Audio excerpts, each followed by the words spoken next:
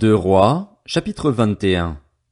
Manassé avait 12 ans lorsqu'il devint roi, et il régna 55 ans à Jérusalem. Sa mère s'appelait Hephtsiba. Il fit ce qui est mal aux yeux de l'Éternel en imitant les pratiques abominables des nations que l'Éternel avait dépossédées devant les Israélites. Il reconstruisit les hauts lieux que son père Ézéchias avait détruits, il érigea des autels en l'honneur de Baal, et il fit un poteau sacré, comme l'avait fait le roi d'Israël Akab. Il se prosterna devant tous les corps célestes et les servit. Il construisit des autels dans la maison de l'Éternel, alors que l'Éternel avait dit, « C'est à Jérusalem que j'établirai mon nom. » Il construisit des autels en l'honneur de tous les corps célestes dans les deux parvis de la maison de l'Éternel. Il fit passer son fils par le feu, il pratiqua la divination et l'occultisme, et il mit en place des gens capables d'invoquer les esprits et des spirites. Il fit de plus en plus ce qui est mal aux yeux de l'Éternel, provoquant ainsi sa colère. Il mit la statue d'Astarté qu'il avait fabriquée dans le temple, alors que l'Éternel avait dit à David et à son fils Salomon, « C'est dans cette maison et c'est à Jérusalem que j'ai choisi parmi toutes les tribus d'Israël que je veux éternellement établir mon nom. Je ne ferai plus errer les pas des Israélites loin du territoire que j'ai donné à leurs ancêtres, à condition seulement qu'ils veillent à mettre en pratique tous les commandements que je leur ai donnés et toute la loi que leur a prescrite mon serviteur Moïse. » Mais les Israélites n'écoutèrent pas, et Manassé les égara à un tel point qu'ils firent le mal plus encore que les nations que l'Éternel avait détruites devant eux. Alors l'Éternel annonça par l'intermédiaire de ses serviteurs les prophètes, « Parce que Manassé, le roi de Juda, a commis ces actes abominables, parce qu'il a fait pire que tout ce que les Amoréens avaient fait avant lui et parce qu'il a aussi fait pécher Juda par ses idoles, voici ce que dit l'Éternel, le Dieu d'Israël. Je vais faire venir sur Jérusalem et sur Juda des malheurs tels que tous ceux qui en entendront parler en resteront abasourdis. J'étendrai sur Jérusalem le ruban à mesurer utilisé pour Samarie et le fil à plomb employé pour la famille d'Akab. Je nettoierai Jérusalem comme un plat qu'on nettoie et qu'on renverse sans dessus-dessous après l'avoir nettoyé. J'abandonnerai le reste de mon héritage et je les livrerai entre les mains de leurs ennemis. Ils deviendront le butin et la proie de tous leurs ennemis, parce qu'ils ont fait ce qui est mal à mes yeux, et qu'ils m'ont irrité depuis le jour où leurs ancêtres sont sortis d'Égypte jusqu'à aujourd'hui. Manassé versa aussi beaucoup de sang innocent, au point d'en remplir Jérusalem d'un bout à l'autre, en plus des péchés qu'il commit et qu'il fit commettre à Juda en faisant ce qui est mal aux yeux de l'Éternel. Le reste des actes de Manassé, tout ce qu'il a accompli et les péchés auxquels il s'est livré, cela est décrit dans les annales des rois de Juda. Manassé se coucha avec ses ancêtres et il fut enterré dans le jardin de son palais, dans le jardin d'Uza. Son fils Amon devint roi à sa place. Amon avait 22 ans lorsqu'il devint roi et il régna 2 ans à Jérusalem. Sa mère s'appelait Meshulémeth et c'était la fille de Haruts de Jotba. Il fit ce qui est mal aux yeux de l'Éternel, comme l'avait fait son père Manassé. Il marcha entièrement sur la voie de son père, il servit les idoles que son père avait servies et se prosterna devant elles. Il abandonna l'Éternel, le Dieu de ses ancêtres, et il ne marcha pas dans la voie de l'Éternel. Ses propres serviteurs conspirèrent contre lui et ils firent mourir le roi dans son palais. Mais la population du pays fit mourir tous ceux qui avaient conspiré contre le roi Amon et proclama son fils Josias roi à sa place. Le reste des actes d'Amon, ce qu'il a accompli, cela est décrit dans les annales des rois de Juda. On l'enterra dans son tombeau dans le jardin d'Uza. Son fils Josias devint roi à sa place. Deux Rois, chapitre 22. Josias avait 8 ans lorsqu'il devint roi et il régna 31 ans à Jérusalem. Sa mère s'appelait Jédida et c'était la fille d'Adaja, de Botskat. Il fit ce qui est droit aux yeux de l'Éternel et il marcha entièrement sur la voie de son ancêtre David, il ne s'en écarta ni à droite ni à gauche. La 18e année de son règne, le roi Josias envoya dans la maison de l'Éternel Shaphan, le secrétaire, le fils d'Atsalia et petit-fils de Meshulam. Il lui dit, « Monte vers le grand prêtre Ilkija, qu'il ramasse l'argent qui a été apporté dans la maison de l'Éternel et que les gardiens de l'entrée ont récolté auprès du peuple. On confiera cet argent aux responsables chargés des travaux dans la maison de l'Éternel. Ils l'emploieront pour ceux qui travaillent aux réparations de la maison de l'Éternel, pour les charpentiers, les manœuvres et les maçons, pour l'achat de bois et de pierres de taille nécessaires aux réparations du temple. Mais on ne leur demandera pas de compte pour l'argent remis entre leurs mains, car ils agissent avec honnêteté. » C'est alors que le grand prêtre Ilkija dit à Shaphan, le secrétaire, « J'ai trouvé le livre de la loi dans la maison de l'Éternel. » Ilkija donna le livre à Shaphan, et Shaphan le lut. Puis Shaphan, le secrétaire, alla faire son rapport au roi. Il dit, tes serviteurs ont ramassé l'argent qui se trouvait dans le temple et l'ont confié aux responsables chargés des travaux dans la maison de l'Éternel. Puis Shaphan, le secrétaire, annonça au roi, le prêtre Hilkija m'a donné un livre. Et Shaphan le lut devant le roi. À l'écoute des paroles du livre de la loi, le roi déchira ses habits. Ensuite, il donna cet ordre au prêtre Hilkija, à Achikam, fils de Shaphan, à Akbor, fils de Miché, à Shaphan, le secrétaire, et à son propre serviteur Azaja, allez consulter l'Éternel pour moi, pour le peuple et pour tout Juda, au sujet des paroles de ce livre qu'on a trouvé. En effet, elle doit être grande, la colère de l'Éternel qui s'est enflammée contre nous, parce que nos ancêtres n'ont pas obéi aux paroles de ce livre et ne se sont pas conformés à tout ce qui nous y est prescrit. Le prêtre Hilkija, Achikam, Akbor, Shaphan et Azaja allèrent trouver la prophétesse Hulda. Elle était l'épouse de Shallum, le gardien des habits, le fils de Tikva et petit-fils de Haras, et elle habitait à Jérusalem, dans la ville neuve. Une fois qu'ils lui eurent parlé, elle leur annonça, « Voici ce que dit l'Éternel, le Dieu d'Israël. Annoncez à l'homme qui vous a envoyé vers moi, « Voici ce que dit l'Éternel. Je vais faire venir des malheurs sur cet endroit et sur ses habitants, conformément à toutes les paroles du livre qu'a lu le roi de Juda. Puisqu'ils m'ont abandonné et qu'ils ont offert des parfums à d'autres dieux afin de m'irriter par toute leur manière d'agir, ma colère s'est enflammée contre cet endroit et elle ne s'éteindra pas. Mais vous annoncerez au roi de Juda qui vous a envoyé pour consulter l'Éternel, « Voici ce que dit l'Éternel, le Dieu d'Israël, au sujet des paroles que tu as entendues. Ton cœur a été touché, tu t'es humilié devant l'Éternel en entendant ce que j'ai déclaré contre cet endroit et contre ses habitants, à savoir qu'ils seront un objet d'étonnement et de malédiction. Tu as déchiré tes habits et tu as pleuré devant moi.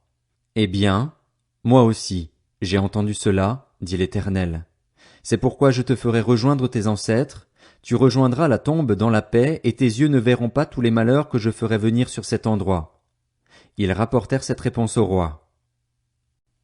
2 Rois, chapitre 23. Le roi Josias fit rassembler vers lui tous les anciens de Juda et de Jérusalem. Puis il monta à la maison de l'Éternel avec tous les hommes de Juda et tous les habitants de Jérusalem, les prêtres, les prophètes et tout le peuple, du plus petit jusqu'au plus grand. Il lut devant eux toutes les paroles du livre de l'Alliance qu'on avait trouvé dans la maison de l'Éternel. Le roi se tenait sur l'estrade et il conclut une alliance devant l'Éternel. Il s'engagea à suivre l'Éternel et à respecter ses commandements, ses instructions et ses prescriptions de tout son cœur et de toute son âme, en mettant en pratique les paroles de cette alliance écrite dans ce livre. Et tout le peuple s'engagea dans cette alliance.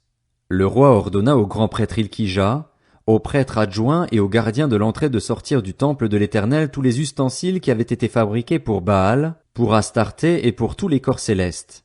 Il les brûla à l'extérieur de Jérusalem, dans les champs de la vallée du Cédron, et en fit porter la poussière à Béthel. Il fit disparaître les prêtres d'autres dieux que les rois de Juda avaient établis pour brûler des parfums sur les hauts lieux dans les villes de Juda et aux environs de Jérusalem, ainsi que ceux qui offraient des parfums à Baal, au soleil, à la lune, aux constellations et à tous les corps célestes. Il sortit le poteau sacré de la maison de l'Éternel. Il le transporta à l'extérieur de Jérusalem, vers le torrent du Cédron, et là il le brûla. Il le réduisit en cendres qu'il jeta sur les tombes des gens du peuple. Il démolit les logements des prostituées qui se trouvaient dans la maison de l'Éternel et où les femmes tissaient des toiles pour Astarté. Il fit venir tous les prêtres des villes de Juda et il rendit impurs les hauts lieux où les prêtres brûlaient des parfums, depuis Géba jusqu'à Beer-Shéba. Il démolit les hauts lieux des portes, celui qui était à l'entrée de la porte de Josué, le chef de la ville, et celui qui était à gauche de la porte de la ville. Toutefois, les prêtres des hauts lieux ne pouvaient pas monter à l'autel de l'Éternel à Jérusalem, mais ils mangeaient des pains sans levain au milieu de leurs frères. Le roi rendit Topheth, dans la vallée des fils de Hinnom, impur afin que personne ne fasse plus passer son fils ou sa fille par le feu en l'honneur de Moloch. Il fit disparaître de l'entrée de la maison de l'Éternel les chevaux que les rois de Juda avaient consacrés au soleil, près de la chambre de l'eunuque Néthan-Mélec qui se trouvait dans les annexes, et il brûla au feu les chars du soleil. Le roi démolit les autels qui étaient sur la terrasse de la chambre à l'étage d'Akaz, autels que les rois de Juda avaient fabriqués, ainsi que ceux qu'avait fait Manassé dans les 2 parvis de la maison de l'Éternel. Après les avoir brisés et enlevés de là, il jeta leur poussière dans le torrent du Cédron. Le roi rendit impurs les hauts lieux qui se trouvaient en face de Jérusalem, à droite du mont de la destruction, et que Salomon, le roi d'Israël, avait construite en l'honneur d'Astarté, l'abominable déesse des Sidoniens, de Kémosh, l'abominable dieu de Moab, et de Milcom, l'abominable dieu des Ammonites. Il brisa les statues, abattit les poteaux sacrés et remplit d'ossements humains la place qu'ils occupaient. Il démolit aussi l'autel qui se trouvait à Béthel ainsi que le haut lieu qu'avait fait Jéroboam, fils de Nébat, qui avait fait pécher Israël. Il brûla le haut lieu, il le réduisit en cendres, et il brûla le poteau sacré. Josias se tourna et vit les tombes qui étaient là dans la montagne. Il envoya prendre les ossements des tombes, les brûla sur l'autel et le rendit ainsi impur, conformément à la parole de l'Éternel proclamée par l'homme de Dieu qui avait annoncé ces choses. Puis il demanda, « Quel est ce monument que je vois ?» Les habitants de la ville lui répondirent, « C'est le tombeau de l'homme de Dieu qui est venu de Juda et qui a crié contre l'autel de Béthel les choses que tu viens d'accomplir. » Il déclara alors, « Laissez-le, que personne ne remue ses ossements. » On conserva ainsi ses ossements avec ceux du prophète venu de Samarie. Josias fit encore disparaître tous les centres de hauts lieux qui se trouvaient dans les villes de Samarie et que les rois d'Israël avaient établis pour irriter l'Éternel. Il fit pour eux tout ce qu'il avait fait à Béthel. Il sacrifia sur les autels tous les prêtres des hauts lieux qui étaient là, et il y brûla des ossements humains. Puis il retourna à Jérusalem. Ensuite, le roi donna cet ordre à tout le peuple. Célébrez la Pâque en l'honneur de l'Éternel, votre Dieu, conformément à ce qui est écrit dans ce livre de l'Alliance. Aucune Pâque pareille à celle-ci n'avait été célébrée depuis l'époque où les juges dirigeaient Israël, ni pendant toute l'époque des rois d'Israël et de Juda. Ce fut la 18e année du règne de Josias qu'on célébra cette Pâque en l'honneur de l'Éternel à Jérusalem. De plus, Josias fit disparaître ceux qui invoquaient les esprits et les spirites, ainsi que les téraphins, les idoles et toutes les horreurs qu'on voyait dans le pays de Juda et à Jérusalem. Il fit cela afin de mettre en pratique les paroles de la loi, écrites dans le livre que le prêtre Hilkija avait trouvé dans la maison de l'Éternel. Avant Josias, il n'y eut aucun roi qui, comme lui, revienne à l'Éternel de tout son cœur, de toute son âme et de toute sa force, en se conformant à toute la loi de Moïse. Et après lui, il n'en a pas paru de semblable. Toutefois, l'Éternel ne renonça pas à l'ardeur de sa colère. Elle était grandement enflammée contre Juda à cause de tout ce que Manassé avait fait pour l'irriter. Ainsi, l'Éternel dit, « Juda aussi, je vais l'éloigner de moi tout comme j'ai écarté Israël, et je rejetterai cette ville de Jérusalem que j'avais choisie, ainsi que la maison dont j'avais dit, c'est là que résidera mon nom. » Le reste des actes de Josias, tout ce qu'il a accompli, cela est décrit dans les annales des rois de Juda. À son époque, le pharaon Nécho, le roi d'Égypte, monta rejoindre le roi d'Assyrie vers l'Euphrate. Le roi Josias marcha à sa rencontre et le pharaon le tua à Megiddo dès qu'il le vit. Ses serviteurs l'emportèrent mort sur un char. Ils l'amenèrent de Megiddo à Jérusalem et l'enterrèrent dans son tombeau. Le peuple du pays prit Joachaz, le fils de Josias, pour le consacrer par onction et le faire roi à la place de son père. Joachaz avait 23 ans lorsqu'il devint roi et il régna 3 mois à Jérusalem. Sa mère s'appelait Amutal et c'était la fille de Jérémie de Libna. Il fit ce qui est mal aux yeux de l'Éternel, entièrement comme l'avaient fait ses ancêtres. Le pharaon Nécho l'emprisonna à Ribla, dans le pays de Hamath, pour qu'il ne règne plus à Jérusalem, et il imposa au pays un tribut de 3000 kilos d'argent et 30 kilos d'or. Le pharaon Nécho établit Éliakim, le fils de Josias, roi à la place de son père Josias, et il changea son nom en Joachim. Quant à Jochaz, il le captura et il alla en Égypte où il mourut. Joachim donna l'argent et l'or nécessaires au pharaon, mais il taxa le pays pour fournir cet argent, réclamé par le pharaon. Il détermina la part de chacun et exigea du peuple du pays l'argent et l'or qu'il devait livrer au pharaon Nécho. Joachim avait 25 ans lorsqu'il devint roi et il régna 11 ans à Jérusalem. Sa mère s'appelait Zébuda et c'était la fille de Pédaja, de Ruma. Il fit ce qui est mal aux yeux de l'Éternel, entièrement comme l'avaient fait ses ancêtres.